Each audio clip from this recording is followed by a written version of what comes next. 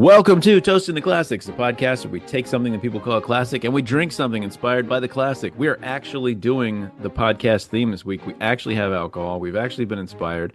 My name is Dave McArthur. Who's here today? Ho, ho, ho, it's Joe I. And who's the other guy? Other than Joe, who's the other person? Oh, I'm Chris Gragg. We came to a consensus the other day. We were talking about doing something Christmas related, and we decided to go with the 1988 film Scrooged, starring Bill Murray. He's a favorite of everybody here, I'm guessing, right? Joe, what's your favorite Bill Murray joint?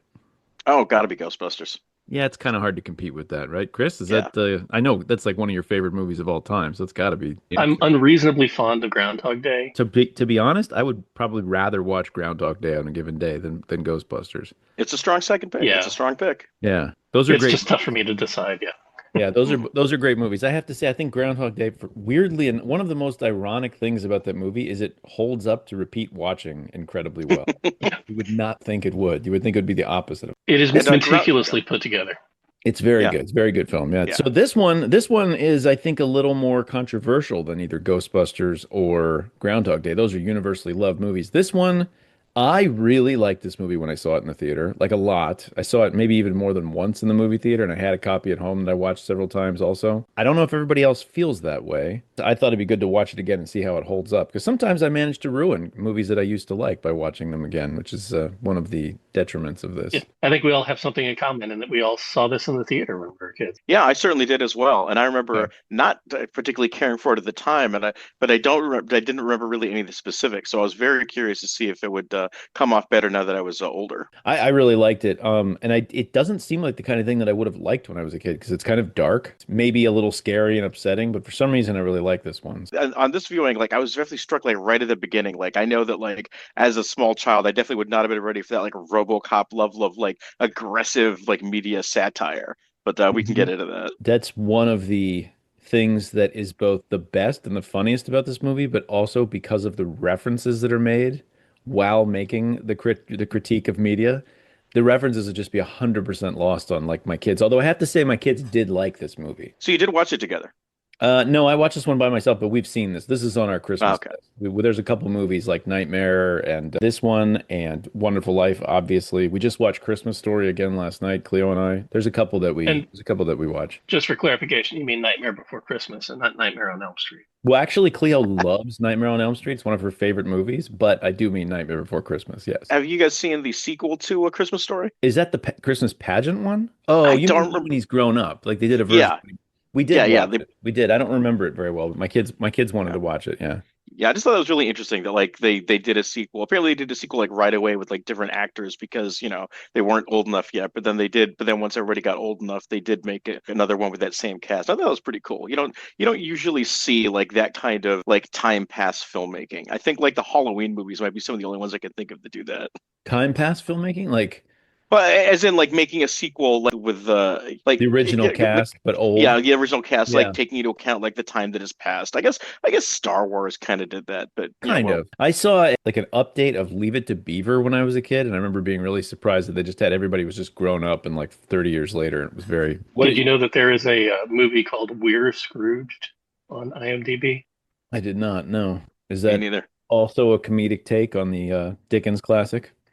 I believe it is a made-for-TV cash grab about high school sweethearts who get together and get through a Christmas Carol story in similar fashion as this, and they're just ripping up the Scrooge name to get more views. So I know I'm going to invite controversy by saying this, but I was watching the beginning of this movie and stuff that happens actually throughout the movie. And I was thinking, is this the most gunfire that there's ever been in a Christmas movie? Do we count Die Hard? It's exactly what I meant by inviting controversy. Yes, thank you. Thank you for picking up what I put down there. Yeah, sure. Why not? Gremlins is a Christmas movie, right? If it takes place at Christmas, you can show it to your kids on Christmas, I figure. So yeah, why not? So not to get into this debate, but I feel like the Die Hard is not about Christmas in any way. No, yeah, Oh. it is Christmas adjacent. Yeah, I think the Christmas thing is kind of mimetic. Although Gremlins bring up Gremlins because something else, Jermaine. This was apparently like this was PG-13, and I think a Mhm. very early one as well. It would have been pretty early. I think Temple of Doom. So I think it's like 84, 85 is when that was invented, pretty much.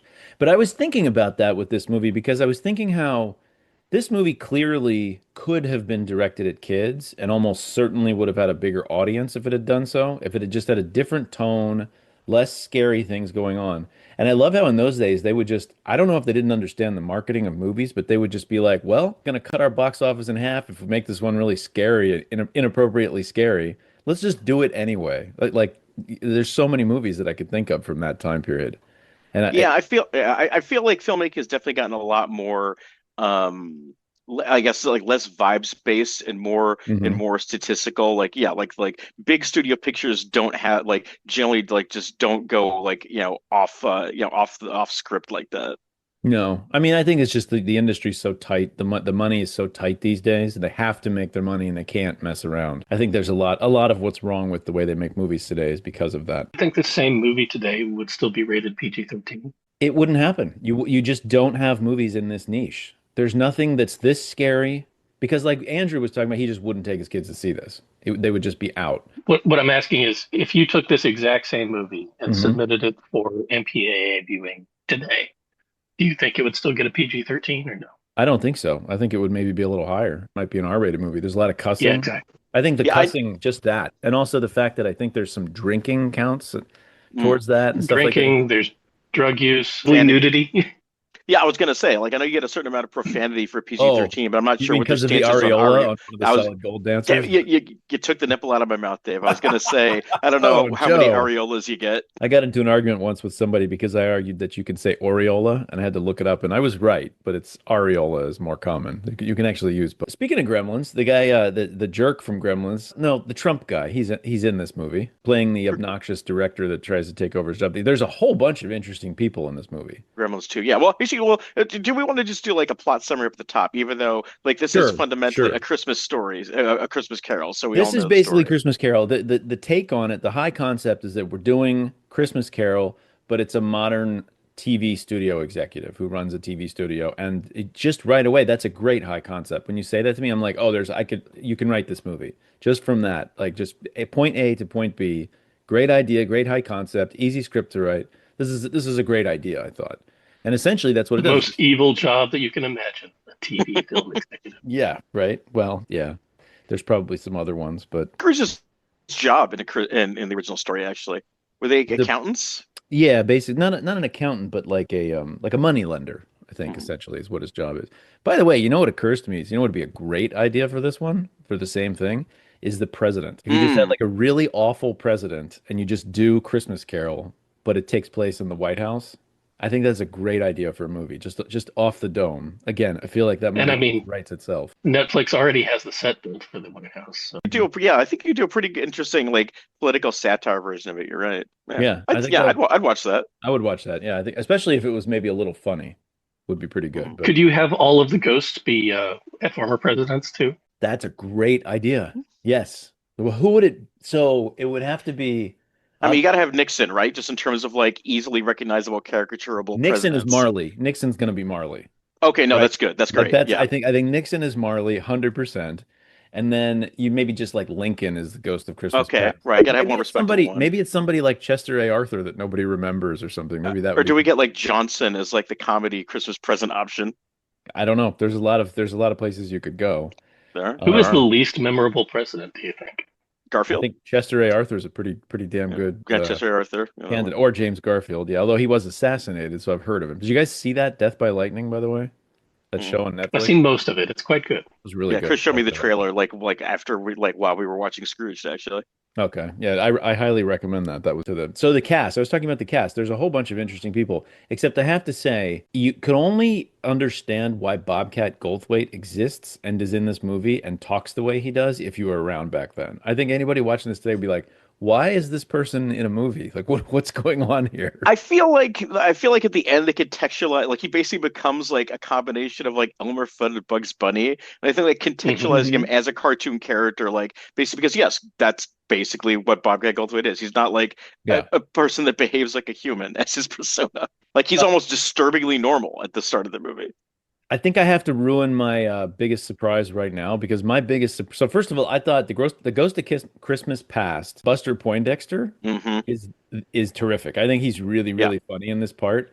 I had no idea, first of all, when I was looking at the cast, I was like, "Who's David David Johansen?" Johansen. I was like, Hmm. I've never heard of this person. I was like, "Wait, Yeah. his name isn't Buster Poindexter?" Yeah. And then I AKA clicked Buster on it. Bloodfelt.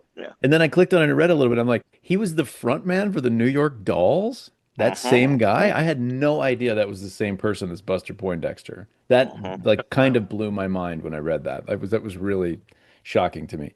And I do have actually, I think my new biggest surprise of the film is going to come at the end, and it has to do with the New York Dolls also. Oh, all right. We The might be thinking the the same super unfortunate dark factoid. coda to the end of the Yeah, Wikipedia article was I don't know. I don't even know if it's yeah. something I want to talk about. It was so disturbing. Socrates from Bill and Ted was in this movie. He's he's Oh, which one was he? he's the waiter in the place where he's freaking out and the guy's caught on. Oh, He sees the guy catching on Wow, fire.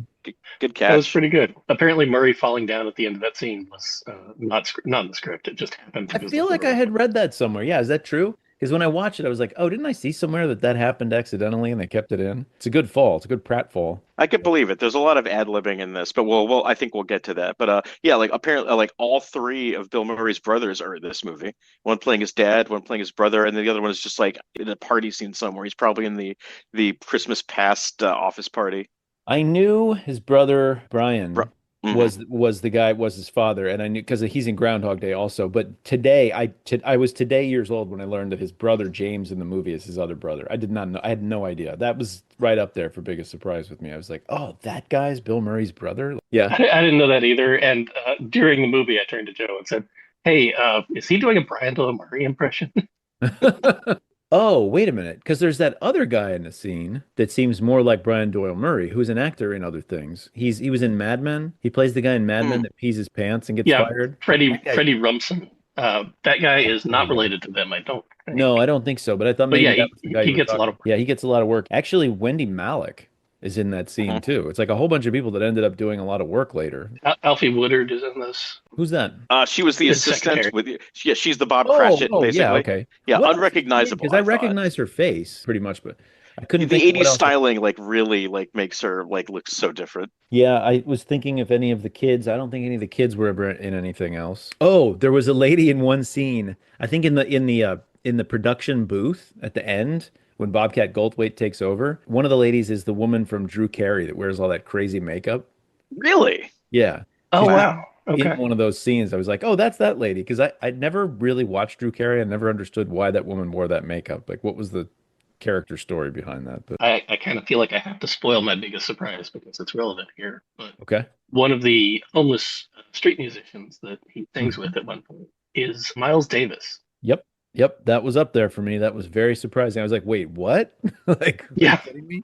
And Paul Schaefer, yeah, too, apparently in the same scene. Yeah, I feel like between Richard Donner, which that might be my biggest surprise. This was a Richard Donner movie, Uh-huh. Yeah. especially considering how hard it is trying to be like a Tim Burton movie to the point where I had to check to see this is really Danny Elfman's slow score, and then his name comes up. Like, oh, there's a reason for that. Yeah, But yeah, yeah, it was making me think of Nightmare Before Christmas a couple of times. Like yeah. the opening with the yes, Santa's workshop getting blown up and stuff. I was like, did hmm they get inspired for Nightmare Before Christmas from this scene? Because it's very similar.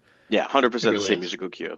But yeah, like between like Bill Murray and like Richard Donner, like yeah, like all the random celebrities of the era or slightly before, like Jamie Farr, Klinger from MASH, Mhm. Lee Majors, it's name checked as a $6 million man, which I guess helps carbon date this movie a little bit for the future. But like the two screenwriters were both Saturday Night Live alums. Mhm. Apparently Buster Poindexter is a personal friend of Bill Murray's. Again, his three brothers are in this movie. Yeah, this is like a very friends and family on set kind of movie. I don't want to use the word nepotism. There's got to be a better one, but like definitely it is people's connections. I feel like were a lot of what brought people on here. Well, aside from Bill Murray, there's not a lot of stars, right? There's a whole bunch of talent, but there's not anybody. I mean, Carol Kane, I think, is a pretty big name for this movie, but otherwise, there's not a lot of big, unless I'm forgetting somebody. Well, I mean that might be because this is like basically a Bill Murray vehicle. Like again, like Yeah. Yeah. our good friend Wikipedia says like yeah, like Bill Murray took 4 years off from movies after Ghostbusters and Razor's Edge, which like I only vaguely remembered, but apparently like that one bombed and like Yeah. just like really disillusioned him. So this is kind of like his big comeback. So it was a big vehicle, and So this he is Chris and I did. were talking about this. I was reading about that, and apparently, I remember seeing parts of Razor's Edge and like kind of being intrigued by watching it. But apparently, he wanted to do that for so long that Dan Aykroyd came up with the idea to convince him to do Ghostbusters if they would let him do Razor's Edge. So Huh. it was a big passion project for Bill Murray, and it just completely tanked. And I I can see didn't know that break his why heart. he Yeah. was out of acting for so long, but I had noticed when I was a kid. I was like, what happened to Bill Murray? And then I guess, came back and did Ghostbusters 2 and did, you would think that would have caused him to maybe take a few years off. I guess it's not that bad in hindsight, Ghostbusters 2, but There's a whole That's a story about Ghostbusters 2 and how difficult he was to work with on set and all the rest of it. you can see it. You can see when you watch it, you can see that everybody just kind of hates each other. It's just not much fun to, I mean, Yeah, maybe not so much the other guys, but him, he's definitely not vibing with them the same way. and he basically refused to put the uniform on for a good portion of that movie, and they just sort of had to write around it. Why? Why would they do that? It's just being a difficult guy. But yeah, but so this is like I think this is a movie that would not exist at least in this precise form, like without Bill Murray. Like Chris made a good point. Like you kind of see like this movie being built around like Chevy Chase, and like a lot of the bits of business was to work, but like so much of like there's again just like his delivery, especially like the end of the movie. Like yeah, there's a lot of very clear Bill Murray ad-libbing. This is a movie that like only exists as it is because he's in it to I think its ultimate detriment. But maybe we'll let this play out a little bit before we Yeah, get I there. don't know how well I think his shtick is working in this one. I think it kind of shows that he'd been out of it for a little while. It's a bit like I think I was talking about for some reason on another movie we did. I watched Mrs. Doubtfire with my kids, and the movie overall is pretty entertaining, but there's a couple of scenes where they let Robin Williams cook. And it's like he's just not as good as he had been in the past in that. He's just not that funny. His improv is a little stale. I don't think Bill Murray's quite at that level in this, but it's just sometimes you're like, oh, what are you doing, you know?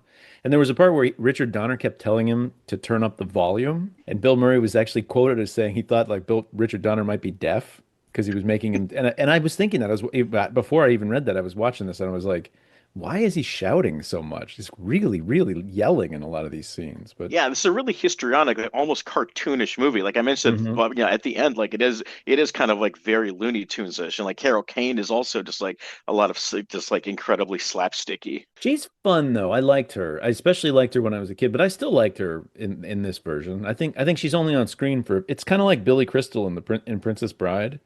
He's only on Appropriately screen for enough. like 2 or 3 minutes, and it's Yeah, perfect. You wouldn't want to see that much longer the way he's hamming it up. But no, and honestly, the movie kind of needs a shot in the arm at that point just to yeah. keep going.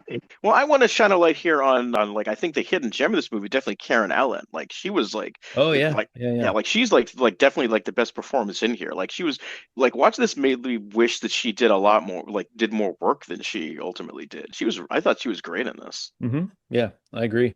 Well, she was in a couple of movies in the 80s, but they weren't big hits. Yeah, apparently she did a lot of stage acting, and then like Okay. was like raising her kids. So I guess she just didn't like prioritize her movie career over the other stuff she had going on, which I guess I can respect.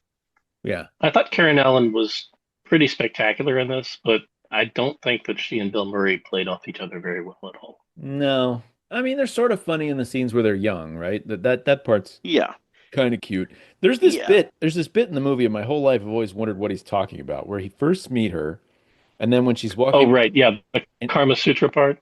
no, Let no, me tell no, you, not that, it's a no, not book. that. Yeah, that, no, no, yeah, that part, I think I got everything that was happening there. Yeah, but there's a bit when he first meet her, and she starts to walk away, and he's like, "Young lady, do you shop here often? Because if you do, I'm gonna walk on the other side." And then him and Buster Poindexter go, bum. And I've always wondered, is that a reference to something? And I I looked think it they're up. just being shticky. Okay, because I looked it up and nobody could explain what that was supposed to be from or what it meant Yeah. or Like he's just making like an awful joke, like kind of trying to charm her, and then and then the Greek chorus version of they're like doing like a vaudeville kind of okay, so it's just a general joke. It's not really a reference to anything. Okay. When I was a kid, I thought that was a quote from something because they're quoting so much old stuff in this that I'd never heard of. So I just lumped it in with that. Well, speaking of quoting, I also think one of the weird things about this movie is, yeah, so it's like a modern version of A Christmas Carol, and it's starring a TV guy who is simultaneously doing a version of A Christmas Carol, which sidebar, very weird that I don't think they ever say the words A Christmas Carol in this movie. The production is always just always referred to as Scrooge. Huh.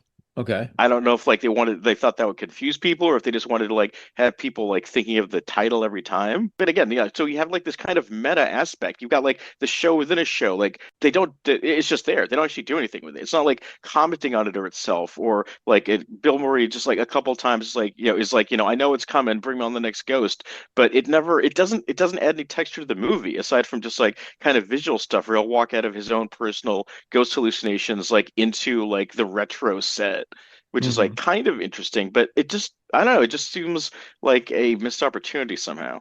Hmm. You get a lot of foreshadowing where the show will show what's going to happen next so the audience can follow along. I Yeah. think in particular the fake out with the Ghost of Christmas Future worked pretty well. Hmm. Yeah, Yeah. that was a good part. Yeah, both the fake Christmas Future and the real one are pretty good designs. That's a Yeah. really good design. Yeah, I really when he opens up the hood and there's all those people, the creepy spirits or whatever inside the Ghost of Christmas Future. That's really well done. The Jacob Marley character, I don't remember what the character's name is in this, but that first ghost that comes to visit him, that one's really well done with like the golf ball hole and the Mhm. mouse comes out of it and stuff. That's really good. Yeah. That And makeup was fun, and they had something for him to do. And I have to say it, the supporting cast in this movie is quite good. yes, I think so. I think Mhm. the supporting cast in this is one of the big strengths of it. I saw listed in a whole lot of places that Sam Kinison was supposed to do the Ghost of Christmas Past, and I think that would have sucked. I think Buster Poindexter was really good as the Ghost of Christmas Past. I like the way he looks. I think Sam Kinison just with all that yelling. I don't know. I Mhm. that yeah Yeah, with him and Gold Bobcat in the same movie, that would have been like too much like guys who just yell. yeah pretty much. Especially with Bill Murray Maybe also that's what yelling. Donner was going for.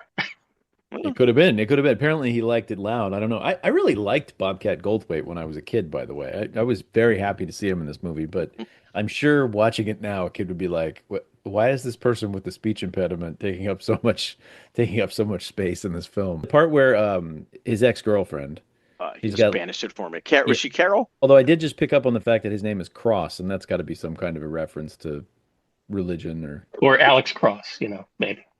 I think that's after this, isn't it? Oh, there is a I do want to point out that Joe did just drop the S bomb. did What? he? Did I I? didn't hear it. I didn't hear it. I'll Yeah. I'll listen in post. We'll Oh, see. you'll hear it in the edit. Yeah, probably. There's every single episode. There's a beep.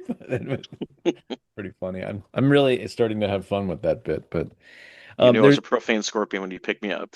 there is a yes, exactly. There there is a part where they're in the gym together, him and his brother, and on the back it says cross, a thing they nail people to.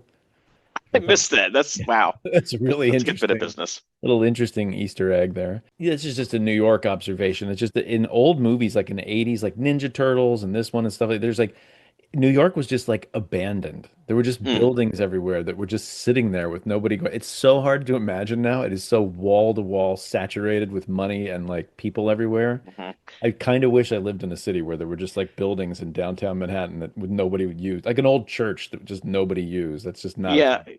Yeah, I was watching The Warriors last weekend, and that's again Mhm. like yeah, like a Yeah, very, we did a show very on that.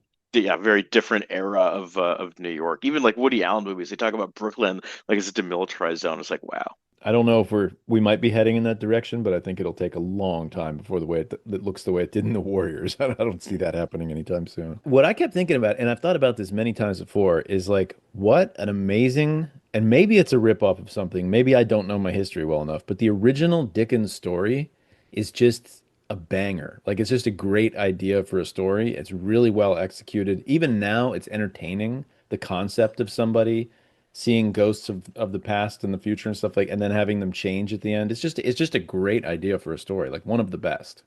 I really think it's very well done. And apparently, I actually looked up a little bit about Christmas Carol, the original. Apparently, that book was kind of responsible for creating Christmas as we see it today. Like the custom had kind of fallen into disuse in the mid 1800s.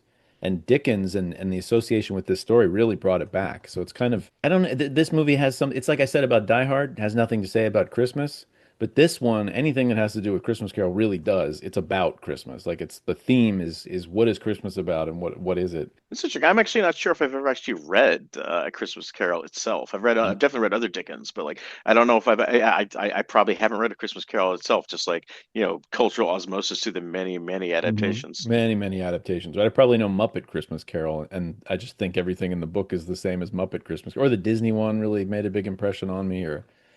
But Do you think this is the most adapted story ever?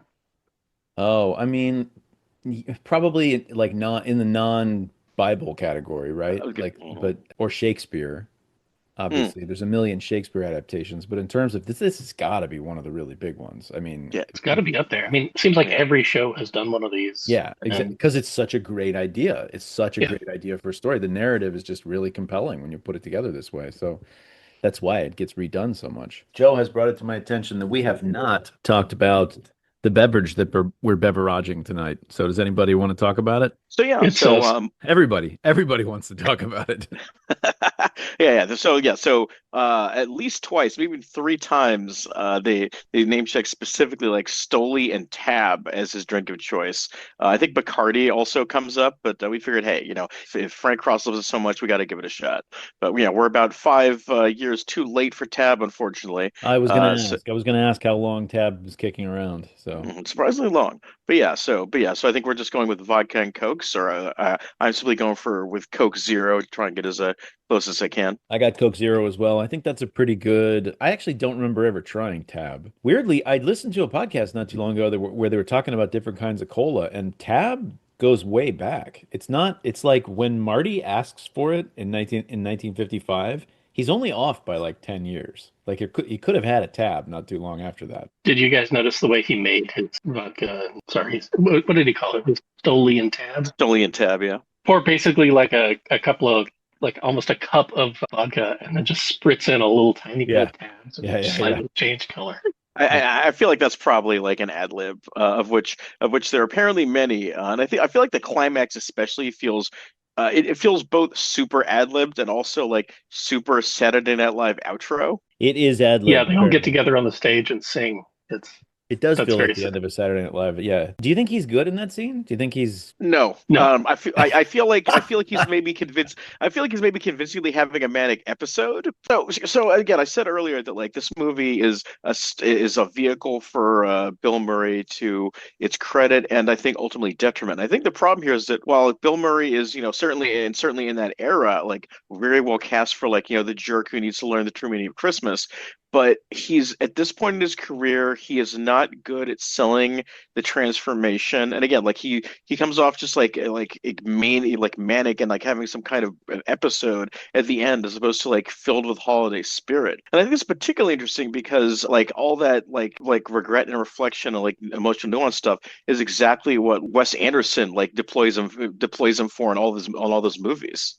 one of the things that I think of that's it's related to what you're saying here is one of the things I noticed in watching this movie, and I realized I think this is probably one of the things that the scriptwriters complained about being sort of backburnered in this final version, is that he's supposed to be this guy whose entire cultural memory and knowledge is from TV from the last like Mm. 30 years of his life. And there's Yeah, parts where they sort of do that, and he's supposed to be like, like really nebbish, like a gigantic nerd that only knows about TV. And the problem is Bill Murray doesn't seem to have gotten that memo.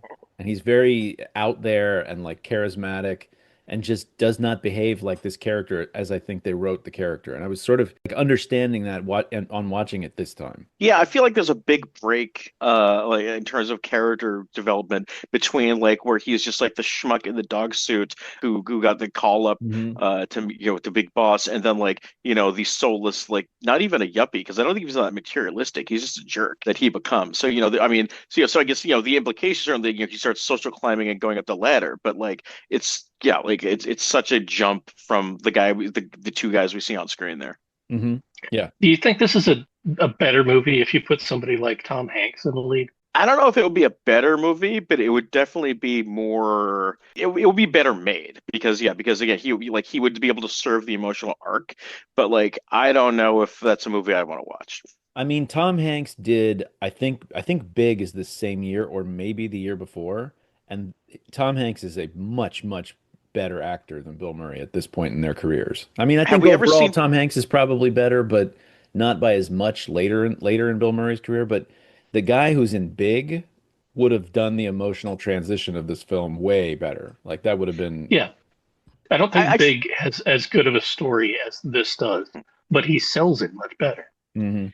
I think we might just have the opposite problem though, where you have a guy who's not like, have we ever seen him play mean? Like, I think we might just have a movie where like he's not a convincing jerk, but then he's very convincing, like warm-hearted guy at the end. But that could help. If you don't really buy into him being mean, you get it. You think it's just an act he's putting on to get ahead. That Hmm. might make him a more sympathetic character. I mean, Bill Murray comes across as on everything, right?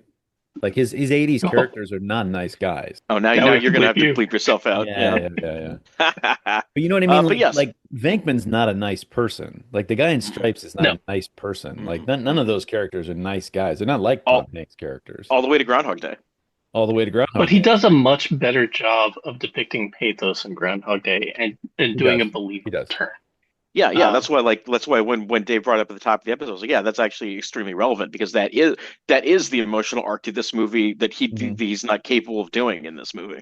Yeah, there's something about, I mean, I think because it's so repetitive and you see him there's it's just a more dynamic character in Groundhog Day. There's just a lot. I mean, it works. It doesn't all take place in one day. I mean, that's a really stupid thing to say. But I think you know what I mean. In relative time for the character, it is Yeah. not one day. Well, But it takes place over 2 days, right? He comes into town and then it's the well, next technically morning. It's three. a loop. Technically three, because Yeah, we see the day true. before, we see People, that yeah. day, and then we see when he wakes up on February 3rd, I guess. But yeah, Mhm. I think you have know you what ever I mean. seen the video of the guy trying to calculate how many days he got stuck in limbo? I've heard it's not as long as my first take when I saw it was just like, oh, it must be like hundreds of years that he's doing this. But I think that the guy that calculated it was more like 10 or 15 years of doing it. And that would seem like a lot of days. I mean, it's not really proved to us, right?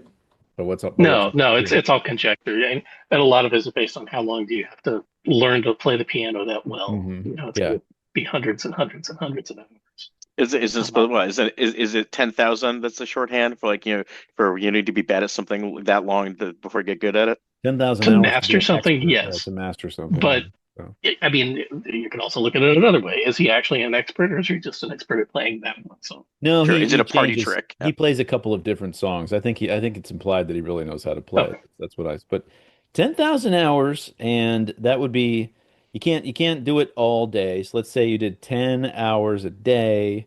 You could bang out 1,000 hours in 100 days.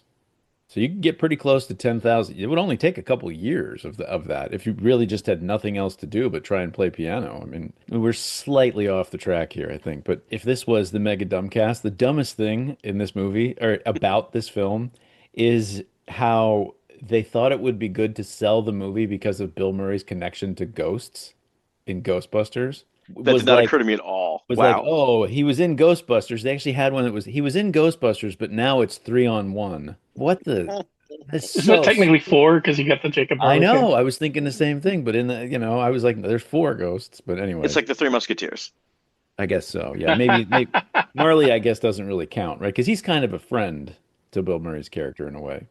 Which brings me to a big question I have about this, and it's not just this, it's Christmas Carol. And this is more of a open to interpretation kind of question, but why didn't Jacob Marley get the chance? Why does why does Frank Cross get the chance to redeem himself and Jacob Marley didn't? Do we know Jacob Marley didn't? We Maybe he don't. just ignored. We don't. But I guess I kind of always interpreted for some reason this character gets a chance of redemption. I was thinking, is it some kind of a commentary on like people that lived before Jesus didn't get the chance to redeem themselves and it's trying to remind, I don't know. I was like, is this a theological comment? Or like you said, is there a backstory where Jacob Marley was just like, I'm not scared? I guess we need to write the Christmas Carol prequel where Jacob Hmm. Marley goes through all this and is like, screw you guys, Yeah. I'm going to keep doing what I'm doing. Yeah. Yeah. It can be like Wicked. Whenever I picture Jacob Marley, I picture the Goofy version from Disney. That's just every time that's who I see with the ball around with the ball and chain around his leg. Yeah, my Christmas Carol is definitely the Muppets. I'm not sure I ever actually watched that one from start to finish. I remember everybody being Oh into my it gosh. when it came out in the theater, but I don't think I ever actually saw that one. There's something I was trying to think of when I was watching this with Chris. So I didn't. So and again, like I straight up did not remember like hardly any of this movie, but like some things like pinged, back into my mind when I saw them. But although I knew Carol Kane was the Ghost of Christmas Present as like the Punch Fairy. I go out. She's the Boxing Fairy. Another Mega Dumbcast just to cross over there. But for Did you some see reason her I sign have that says Ball Breaker Suite? Yes, yeah. that's the first thing you see about her. Yeah, yeah. But yeah, but for some reason I had the impression of like there must be another production of Christmas Carol that really stuck with me with like where Christmas Present was like a really Brian Blessed like Falstaff type guy and like the Oh, Sugar that's Plum Fairy outfit, but like just it was just like just completely like feasting like a George R. R. Martin character, and I have well, no idea which one that The was. Disney Oh, is version that is the giant. You know, the giant from oh the Mickey Jack and the Giant. And maybe that's it. Maybe he's the that's one. the one then. He's like, and it has lots of smashios. You know, he can't pronounce pistachios. That's the other thing I remember about. But yeah, that's how he looks. He's almost like Friar Tuck looking, Yes. kind of outfit. That's probably the one then, yeah. Could be. So I guess that must be my Christmas Carol, if only even if I can't remember having seen it, just because that guy left Oh us an wait, no, impression. isn't there one that looks like Brian Blessed? What is that? I know what you're talking about. Is that not in the Muppets one? What does the Ghost of Christmas Present look like in the Muppets? I don't know if I've seen the Muppets one. It might not be that one. There's one that's very much like the way Friar Tuck is always played. It's like the Hmm. same kind of character. He's got like a big barrel of ale and he's sort of like a hale and hearty. Yeah, Falstaff kind of character. Yeah, exactly Yeah. like that. I was wondering, so the ending bit where the show is going out all over the world and then there's like a song. I feel like that's a trope in lots of different movies, but I was wondering because like I think we mentioned this before, the end of Bill and Ted 2, where the same thing Mm. happens. Where does that come from? Like, where's the first version of that? So I was gonna say, yeah, like the again, this is like kind of the era of like the charity song, like "We Are the Oh World" yeah, and okay. like whatever that one for like hunger relief was, like that was kind of like in the zeitgeist here. So that's probably like the vibe. Yeah, that makes like kind of a Farm Aid or what's the one with Mhm. Queen, the famous one with Freddie Mercury? Is that Farm Aid? Live Aid. Live Aid. Live Aid, yes. Yeah. Does Network maybe end with something like that? Network, I Right? was thinking that Network has a scene that's kind of like that in the middle of the movie, and I was thinking maybe that's Yeah, the it's not the original end. one. Yeah, it's not the climax. That was my biggest surprise when we watched the movie. I had pictured there being a big climax like that at the end of the movie, but it's a very Gen X movie, I think, in a lot of ways. Like kind of the way that Bill Murray interrogates the ghosts in that very cynical kind of way, like, yeah, yeah, I know how this goes. All right, let's get this over with. Yeah. That's the TV generation's way of, or maybe not, maybe it's actually older than Gen X. Maybe it's more boomer. I mean, that's definitely how that was part of Bill Murray's persona. And yeah, I think you're right. Like I think that kind of thing, like it definitely becomes like really culturally big, like the '70s. That's like that comes Mhm. out of like the like a Har that's like a Harvard Lampoon like style of character kind of. It's just growing up with access to TV and having and feeling like you've seen everything before. It's about like a cynicism about everything, like a world weariness about interfacing with media. So I remember that that's one time we had a discussion about metatextuality, like and specifically like how The Simpsons uses it as like punchlines. was that on the show we were talking about that? No, just like in real life, we're just talking about at one Oh, point, like the famous the one that always sticks with how like Bard's like, oh, don't worry, I'm gonna teach them all, I'm gonna teach them a lesson, and Marge goes, I choose to take that literally. I think that's it. This is like a really slight movie. I feel like there's just kind of like it. I just don't think it comes together. And I think I just kind of have to put that on Bill Murray specifically because he can't land the back half of the film, and like he's really visibly ad-libbing not to his credit. I what? just don't think there's that much to dig into in this one. Like visually, if nothing else, like the visuals are like the best part Well, it was in nominated terms of for just Academy Award for makeup, right? Lost to Beetlejuice, which is actually pretty appropriate. That's a pretty darn yeah. good movie in that regard. There's a lot to be said about the way it treats media. It's a lot like Network. It's basically Hmm. like saying a lot of the same things that Network was saying. Some people called this movie prophetic, but having seen Network, which is a 12-year older film, it's definitely, I Hmm. mean, it's coming from there. Yeah. But like the thing where they're trying to scare everybody into watching their Christmas Carol is very like Rupert Murdoch or something like that. So I mean, there's a little bit of a commentary there, but I don't think this movie is the first to do that. Not by a long shot. What did you Still, think about Cat TV? oh, Cat TV. Yeah, I don't Yeah. know. I mean, I Yeah. guess. I mean, Yeah. But yeah, this movie is definitely like literally, very literally like between like Network and RoboCop. I think actually RoboCop might have been the previous year. RoboCop is before this. Yeah, similar kind of grim vision for the future, I guess, in or trends. Yeah. This Grim there's way of looking at the trends that existed in the yeah. 1980s. I guess I will say one UHF of is the very similar, but in a more lighthearted way. Did you say UHF? I did. Yeah, the Oh, Weird Al one. okay. Yeah. I know what it is. I don't know if I've ever actually watched that all the way through. I've seen Ooh, pieces maybe of it here and there, but maybe we should watch that one. that would be fun. We did Weird Al Yankovic on the show one time as an album, but did anything surprise you guys in this movie, or is it just what we talked about already? I was maybe most surprised that this is a Richard Donner movie. Like Yeah, yeah. it's trying so hard to be a Danny Elfman. Well, yes, to be a Tim Burton Tim movie. I Burton, feel yeah. like a lot of it's very cartoony with the dips into horror with with the Ghost of Christmas Future. And like, yeah, this is the guy who did Superman. This is the guy who did all four Lethal Weapons. And like it doesn't seem like a Richard Donner film to me, but yeah, but I don't know what I would say is a Richard Donner movie. Superman doesn't Footnote have to a lot in that. common with Lethal Weapon 4. Footnote to that is I looked at his filmography and okay, I knew he did Goonies, right? Right, But Goonies, yeah. but I didn't know he did The Omen. Hmm. That's pretty strange. And I was interested to see that he actually was they just filmed, I guess, Superman kind of back to back with the sequel. They just w went into filming Superman 2 before they really had even released the first one. And he got fired. He did like most of Superman 2 in terms of filming it, but then got cut from it for some reason.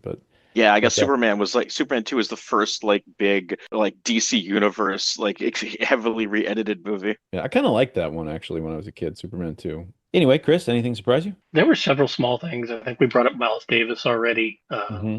Yeah, that's a I good one. really did not remember at all the framing sequence at the beginning, Santa shootout at the North Pole. But I'd have to say my biggest surprise overall was just how good Karen Allen was in this. She really, I think, carried most of the scene she was in, Yeah, and she I was think just so. fun. She had a lot of heart in the bits that she did. She's just fun to watch in this movie. The thing I had down for my biggest surprise is a pretty dark one. It's a little bit like when I think my biggest surprise on Caves of Steel was that Isaac Asimov died of AIDS. That like really surprised me when I read that. But this one is that apparently David Johansen's bandmate from the New York Dolls saw this movie and got so upset that David Johansen had such a prominent place in it that he like beat up his wife and jumped out the window of his like a third story building to try to kill himself. And I'm just like, that's Wow. everything about that is so weird and intense. And it's like I don't even want to just quote Wikipedia and say it's true, but there it is. It really the Wikipedia article just turned dark there right at the last second in the like last sentence of it. So I just wanted to comment on Yeah, that. But yeah. what are we doing about voting for it as a classic? I gotta vote Do against. Okay. Okay. This movie's a mess. Movies and Matt. Okay. All right. you want to go ahead and share your random Asimov knowledge that you pulled Oh, all up right, the all other right, day? all right, all right. If we must go off topic, yeah. So yeah, yeah. So Asimov died of AIDS, although allegedly from a transfusion. But I however, don't think so. I don't think so. he yeah, maybe. Well, especially because he was apparently famous. I don't know if he was a famous womanizer per se, but apparently there are many stories of him being extremely handsy Yes. with the ladies, especially at science fiction cons. Like Hmm. there are female authors who specifically complained about like him like groping them. Oh, there's Uh, stories about him with men too, apparently. Oh wow. Yeah. This is a man story. We come from the other direction. Yeah, Alfred Bester, the guy who did The Stars My Destination, Hmm. apparently like found this behavior of his so out of pocket that whenever he saw Asimov, he would pinch his hard. He would like give him like the hug with one hand and pinch his ass with the other so he couldn't escape. Wow. Yeah. Did not know about that. Yeah, that's Hmm. interesting. Alfred Bester. I've actually thought about doing that book on the show. It's on It's my a good one. sort Which one? of Stars My Destination or stars my Tiger de Tiger? stars my destiny. Stars are my star. Is it the stars are my de the stars my destination, right? Yes. So this is hard for me because I really did like this one when I was. Did Chris? Did you vote for it? We didn't get your take. Joe's against. I have not yet voted. Okay. All right. Well, let's You, Mystery go. Man. Okay, well, I don't know what to do because, like I said, I really did like this movie when I was a kid, but I could see what people were complaining about, and I kind of don't think Bill Murray's at the top of his game. I really like the ending. It's super corny, but it still worked for me. Maybe just because I remember liking it when I was a kid. I don't know. I think this one, a lot of what it's banking on is that, like I said, the story's great. The original story is a great narrative for a film. So maybe I shouldn't. And I don't think it's the first thing to be this cynical about TV. I think this, like Chris said, the strongest thing is all the bit parts are really, really well done and really well cast. But maybe not. Maybe not. As a Christmas movie, it's probably in my top 10 that we watch over and over again, though. So in that sense, I would say it's a classic among Christmas movies, but maybe not overall. So what side of the coin is that? Well, that's what we do sometimes. Sometimes we'll be like, this one's not that great, but I want to toast this author, like in general. Mhm. So you kind of do like a double vote. So I would say as a Christmas movie, yes, it's a classic. As an overall movie, probably not. Whereas like It's a Wonderful Life, I think is just unimpeachably a really good movie, like all across the board. I think that's like definitely a classic. Although again, it is a little bit of a take on Christmas Carol, isn't it? In some ways. Hmm. It's a creative change on the Christmas Carol though. It's not the same as the other stories, but it's sort of like the angel shows him a different version of life, and there's things from his. It's very similar, but anyway, It's built on the same bones. Yeah. it's built on the same kind of structure. Yeah, exactly. Inspiration. Chris, what say you? I had a lot of trouble with this one. I did see this in the theaters. It came out right around my birthday. Went there with a bunch of kids. I don't remember if either of you were in that group. I don't think I Probably not. was. It would have been like sixth Uh, grade, probably not, because I think we were at different schools then. and I remember loving this when I was a kid. And I came back to it now. To me, classic has a pretty high bar. Yeah. And I was trying to figure out what category would you could put this in to make it a classic. Because I agree, it's not an overall classic. And for me, it doesn't fall in that in terms of a Christmas movie, in terms of a Carpe Diem movie. I think Groundhog Day is just better. There are a lot of things that Bill Murray does that are funnier than this. I thought his humor in a lot of places felt a little desperate, especially toward the end. I think overall for me, this would be Well, here's an interesting question. What are you guys' favorite Christmas movies? I was Die kind of having Hard. this, Yeah. yeah, I was kind of having this conversation, the other day at work. Yeah, like, yeah, I'm not a huge Christmas movie guy. I usually don't go out of my way to watch them. So I'd probably say A Christmas Story. I guess, whether That's a good one. that makes me cynical, I don't know. But My it's my daughter and I watched that again last night, and I was just like, "There's some bits in here that are really." Every time I watch it, they're really funny. Like, watch it once a year is about right. Really like It's a Wonderful Life. Nightmare Before Christmas is great. That one's great. I like It's Miracle got on 34th Street. Miracle on 34th Street's pretty good. Yeah, that is a good Hmm. movie. That one's got a pretty good concept to it as well. Yeah, I agree. And I do actually like Christmas Vacation. I should go back and watch that again. I didn't like it that much the first time I saw it when I was a kid, but I know it's so quotable. Like a lot of people do like it, so maybe I would like it again. Although I kind of just crapped on Chevy Chase a couple weeks ago when we watched Fletch, so I don't know. Maybe I don't like him, but He deserves to be crapped on. He's kind of a terrible person, but you can have great performances and great art from awful people, and I think that's okay. yeah, we've talked Very about true. that many, many times on the show with Woody Allen and Bill Cosby, and we haven't actually Mhm. done Michael Jackson, but probably should at some point. So it looks like we're 0 for 3. Nobody thought this one's a classic. That's just how it Seems be that way. sometimes. Okay. All right. Sounds good. Well, thanks for joining me, gentlemen. My name's Dave McArthur, signing off for Toasting the Classics. It's been a pleasure. This has been Chris. Goodbye, folks. All right. Merry Peace out, Christmas. everybody. Thanks for joining us on Toasting the Classics. Happy holidays. Merry Christmas. Talk to everybody later. Bye. Bye, Lumpy. Bye, Lumpy.